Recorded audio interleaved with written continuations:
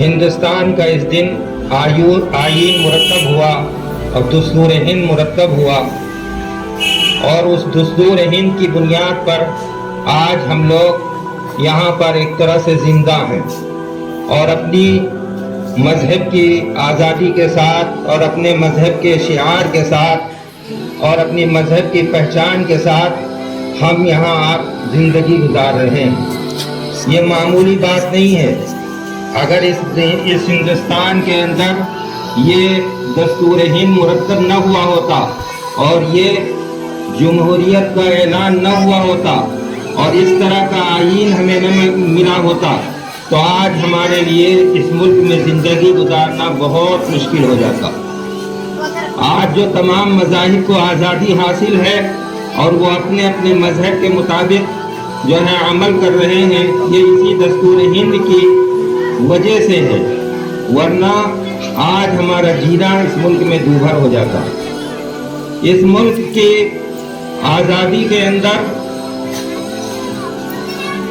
سبھی بھائیوں نے بڑی محنت کی ہے اور بڑی کوشش کی ہے۔ ایک معمولی سا پروگرام آپ کے سامنے پیش کیا گیا تو اس کے پیچھے دیکھیے کتنی محنت ہوئی، تب جا کر کے یہ پروگرام آپ کے سامنے پیش کرنے کے لائق بن سکا۔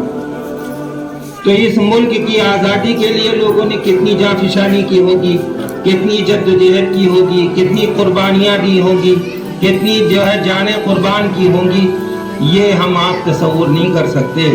چنانچہ بعض تاریخ نگاروں نے لکھا ہے کہ تقریباً جو ہے 35,000 صرف علماء کرام تھے جن کو پھانسیاں دی گئیں اور جن کو درختوں پر لٹکا دیا گیا۔ جہاں اس ملک کی آزادی کے اندر ہمارے برادران وطن کا ہاتھ ہے اور حصہ ہے، اسی طرح سے ہمارے علماء کرام کا بھی اس ملک کی آزادی میں پورا حصہ ہے۔ ہر تحریک کے پیچھے اگر علماء کرام نہ ہوں تو عوام کو صحیح راستہ نہیں مل سکتا۔ یہ بات بہت ہی وثوق کے ساتھ اور بڑے اعتماد کے ساتھ میں کہہ رہا ہوں کہ کوئی بھی تحریک اور کوئی بھی سوسائٹی اور کوئی بھی فکر اس وقت تک کامیاب نہیں ہو سکتی اور اس وقت تک صحیح سمت میں نہیں جا سکتی جب تک کہ اس کے پیچھے علماء کرام کی طاقت نہ ہو، علماء کرام کی فکر نہ ہو، علماء کرام کی سوچ نہ ہو، علماء کرام کا جذبہ نہ ہو، علماء کرام کا حوصلہ نہ ہو۔ اس ملک کو بھی صحیح سمت دینے والے ہمارے علماء کرام ہیں اور اس ملک کی آزادی کے اندر ان کی قربانیاں شامل ہیں، لیکن آج ان علماء کرام کو نظر انداز کیا جا رہا ہے۔ کون نہیں ہے جو مولانا شیخ الہند محمود حسن مدنی دیوبندی کا نام نہ جانتا ہو؟ کون ہے جو مولانا حسین احمد مدنی کا نام نہ جانتا ہو؟ کون ہے جو مولانا حسرت موہانی کا نام نہ جانتا ہو؟ کون ہے جو مولانا محمد علی جوہر کا نام نہ جانتا ہو؟ کون ہے جو محمد علی جو علی درادان کا نام نہ جانتا ہو؟ اور کون ہے جو اشفاق اللہ خان کو نہ جانتا ہو؟ اگرچہ وہ علماء نہیں تھے لیکن ایک مسلمان تھے اشفاق اللہ خان۔ کون ہے جو مولانا ابوالکلام آزاد کا نام نہ جانتا ہو؟ کون ہے جو مولانا پیر عبدالحمید کو نہ جانتا ہو؟ یہ سب وہ سورما ہیں، یہ سب وہ مجاہدین آزادی ہیں، یہ وہ بہادران ہیں جنہوں نے اس ملک کے لیے اپنی جو ہے جان قربان کر دی، اپنا لہو پیش کر دیا۔ ہر تحریک کے پیچھے اگر جو ہے جذبہ نہ ہو، حوصلہ نہ ہو اور ایمانی طاقت نہ ہو تو وہ تحریک کبھی کامیاب نہیں ہوتی۔ وطن کی آزادی کے اندر جس طرح سے ہمارے بھائیوں کا حق ہے اسی طرح سے ہمارے مسلمان بھائیوں کا حق ہے، لیکن آج ہمارے ملک کے اندر نفرت کی دیواریں کھڑی کی جا رہی ہیں۔ آج ہندو اور مسلمان کے درمیان تفریق کی جا رہی ہے۔ آج ہمارے ہندو اور مسلمانوں کے درمیان کی محبت کو مٹایا جا رہا ہے۔ انشاءاللہ جب تک ہم لوگ زندہ ہیں اس ملک کو تقسیم نہیں ہونے دیں گے، اس ملک کی محبت کو نفرت میں بدلنے نہیں دیں گے، اور ہمارے علماء کرام اس کے لیے برابر کوشش کرتے ہیں، جدوجہد کرتے ہیں، اور آپ تمام آپ کے سامنے ان کی قربانیاں، ان کی جافشانیاں اور ان کی تحریکیں آپ کے سامنے ہیں۔ کیا آپ نے تحفظ ملک و ملت نہیں سنا؟ کہ کیا آپ نے جو ہے یہ تحریکیں نہیں سنی کہ کتنی بڑی جمعیت علماء نے ابھی دلی کے اندر ملک و ملت کے تحفظ کی ریلی منعقد کی تھی، جس میں لاکھوں کروڑوں انسان آئے تھے؟ معلوم یہ ہوا کہ ہم اس ملک کو ہم نے سینچا ہے، اپنے خون پسینے سے سینچا ہے، اپنے خون پسینے سے اس کو آزاد کیا ہے، لہذا اس ملک کو نفرت میں بٹنے نہیں دیں گے اور نفرت میں تقسیم نہیں ہونے دیں گے۔ ہمارے برادران وطن بھی نہیں چاہتے کہ ہمارے درمیان نفرت ہو، لیکن یہ سیاسی لوگ نفرت پیدا کر کے اپنی جو ہے اپنی روٹیاں سیکتے ہیں، اپنے مقاصد حاصل کرتے ہیں اور کرسیاں حاصل کرتے ہیں، مناصب اور عہدے حاصل کرتے ہیں۔ تو یہ مناصب اور عہدوں کے لیے لوگوں کو آپس میں تقسیم کرتے ہیں تاکہ کسی طریقے سے 70% ووٹ ہمارے حق میں چلا جائے اور اس طرح سے جو ہے ہم اس عہدے تک پہنچ جائیں، ان مناصب تک پہنچ جائیں جو ہندوستان کو چلانے والے ہیں۔ لیکن یہ کہ آپ یاد رکھیے کہ اس ملک کی آزادی کے اندر ہم اسی طرح سے جشن منائیں گے، اسی طرح سے خوشیاں منانے کا ہمیں بھی حق ہے جس طرح سے ان کو خوشیاں منانے کا حق ہے۔ یہ نہ سمجھیں کہ انہوں نے اسے خون دیا ہے۔ اور ایک بات میں بار بار کہتا ہوں کہ آپ بتائیے کہ ہندوستان کی آزادی سے پہلے اس ملک پر کس کا قبضہ تھا؟ یہ ملک کس کا تھا؟ مسلمانوں کا تھا۔ یہ ملک مسلمانوں سے انگریزوں نے چھینا تھا۔ بہادر شاہ ظفر اس کے آخری تاجدار تھے، ان سے اس ملک کو چھینا گیا تھا۔ تو یہ ملک پہلے بھی ہمارا تھا اور آج بھی ہمارا ہے، لہذا اس ملک کو نفرت میں ہم بٹنے نہیں دیں گے۔ ہم محبت کی انشاءاللہ محبت کی ہوائیں چلائیں گے اور آپس میں محبت کو بانٹیں گے۔ یہ بچے جو تیار ہو رہے ہیں یہ ہمارے ملک کے بھی سپاہی ہیں اور دین کے بھی سپاہی ہیں اور اسلام کے بھی سپاہی ہیں، اور ہم اپنی پوری شناخت کے ساتھ یہاں باقی رہیں گے۔ ہم جیسا کہ حضرت مولانا علی میاں صاحب رحمۃ اللہ علیہ فرماتے ہیں کہ جو ہے ہم اس ملک کے اندر اپنی شناخت کے ساتھ باقی رہیں گے، اپنی اسی ٹوپی اور داڑھی کے ساتھ باقی رہیں گے، اپنے اسی کرتا پاجامے کے ساتھ باقی رہیں گے۔ ہم ایک بھی دین کے شعار سے دستبردار ہونے کے لیے تیار نہیں، اپنی شناخت مٹانے کے لیے ہم تیار نہیں، اپنی پہچان ہم مٹانے کے لیے تیار نہیں۔ ہم ان سے ڈر کر کے اپنی شناخت نہیں مٹائیں گے۔ ہم اسی طرح سے مسجدیں آباد کریں گے، اسی طرح سے نماز پڑھیں گے اور اسی طرح سے ٹوپی اور داڑھی میں رہیں گے، اس لیے کہ ہم سنت رسول کو نہیں چھوڑ سکتے، اپنے دین اور مذہب کو نہیں چھوڑ سکتے۔ وطن ہمارا پیارا ہے، وطن کے لیے ہم نے قربانیاں دی ہیں، لیکن اس کے ساتھ ساتھ ہم نے اسلام کا سودا نہیں کیا ہے۔ ہم اپنے اسلام کی شناخت کو مٹا سکے اس ملک میں باقی نہیں رہیں گے، لہذا ہم اس ملک کے اندر اپنے مسلمانوں کی پہچان کے ساتھ اور اپنی شناخت کے ساتھ باقی رہیں گے۔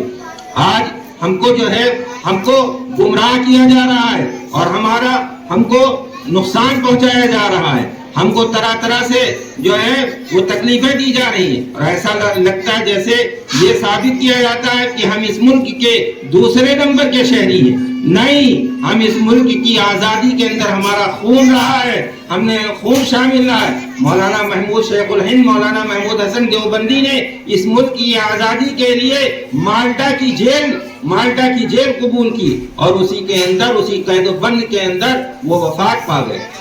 اسیر مالٹا ان کو کہا جاتا ہے۔ انہوں نے ریشمی رومال کی تحریک جانی، لیکن آج حال یہ ہے کہ ہمارے مسلمان بچے اپنی جو ہے وہ اپنی تاریخ سے ناواقف ہیں، جس کی وجہ سے بڑی تکلیف ہوتی ہے کہ اپنی تاریخ سے ناواقف ہیں، اس لیے وہ دوسروں کے دام میں آ جاتے ہیں اور دوسروں کے جال میں پھنس جاتے ہیں۔ لیکن ہماری تاریخ بالکل تابندہ ہے، روشن ہے اور ہماری تاریخ کبھی مٹنے والی نہیں ہے۔ یہ جو ہے ہم اپنے دین اور اپنے عقیدے کے ساتھ اس ملک میں باقی رہیں گے۔ اور ابھی جیسا کہ یامین صاحب نے کہا کہ اس کے لیے اس ملک کے اندر باقی رہنے کے لیے اور اپنی پہچان کو باقی رکھنے کے لیے تعلیم بہت ضروری ہے۔ اور تعلیم جب تک کی نہیں ہوگی اس وقت تک آپ کو کوئی بھی آدمی گمراہ کر سکتا ہے اور کوئی بھی آدمی اپنی طرف لے کر جا سکتا ہے. لیکن اگر آپ کے اندر تعلیم ہوگی، آپ کے اندر سمجھ بوجھ ہوگی، آپ کو جو ہے ایک اچھے اسکالر ہوں گے، تو آپ جو ہے آپ کو کوئی شخص جو ہے آپ کے دین و عقیدے کا بھی سودا نہیں کر سکتا، اور آپ کو بڑی بڑی عہدوں سے کوئی شخص محروم نہیں کر سکتا، اور بڑی بڑی ترقیوں سے کوئی شخص محروم نہیں کر سکتا. لیکن اگر آپ نے تعلیم کھو دیا اور تعلیم کو پیچھے چھوڑ دیا اور آپ نے اس کو ضروری نہیں سمجھا، تو سمجھ لیجئے کہ العوام کالانعام، کہ عوام جو ہے وہ جانوروں کی طرح ہے، اس کو جو چاہے اپنی طرف جو ہے پھیر لے جائے اور اپنی طرف جو ہے وہ کھینچ لے جائے. لیکن اگر آپ کے اندر تعلیم ہوگی اور آپ کے اندر سمجھ بوجھ ہوگی، آپ کے اندر ذہانت و فطانت ہوگی اور آپ کو اپنے تاریخ سے واقفیت ہوگی، تو انشاءاللہ آپ کے دین و عقیدے کا کوئی شخص یہاں سودا نہیں کر سکتا، اور نہ ہی آپ کو اس ملک کے اندر دوسرے نمبر کا شہری بنا سکتا ہے. تو لہذا یہ جو چھوٹے چھوٹے بچے ہیں، یہی کل کے مجاہدین بنیں گے، کل یہی دین کے داعی بنیں گے، کل یہی دین کے سپاہی بنیں گے. لہذا یہ کو آپ دلائیں گے، اس لیے کہ بنیادی طور پر ابتدائی طور پر دینی تعلیم دینا بہت ضروری ہے. یہ میرا مشن ہے اور یہ میری فکر ہے، یہ میری سوچ ہے کہ بچے کو بنیادی طور پر بچے کو دینی تعلیم دیں، بچے کو دینی تعلیم پڑھائیں 5ویں تک. کیوں؟ اس لیے کہ بچپن میں جو چیز نقش ہو جائے گی وہ باقی رہے گی. اس کے بعد آپ کو آزادی ہے، چاہے آپ ڈاکٹر بنائیے، چاہے آپ انجینئر بنائیے، چاہے آپ کوئی بڑے سے بڑے جو ہے وہ منصب والا بنائیے، کچھ بھی آپ اس کو بنائیے، IPS بنائیے، کچھ بھی بنائیے. لیکن 5ویں تک جو لوگ فیشن کے اندر تباہ ہو کر کے اور فیشن کی چاہت میں اپنے بچوں کو سرکاری اسکولوں میں بھیجتے ہیں، اور صرف اس لیے کہ ہمارا بچہ ٹائی کے ساتھ جائے اور ہمارا بچہ پینٹ شرٹ کے ساتھ جائے اور ذرا صاف صوف ہو کر ٹیپ ٹاپ ہو کر کے جائے، یہ بہت غلط سوچ ہے.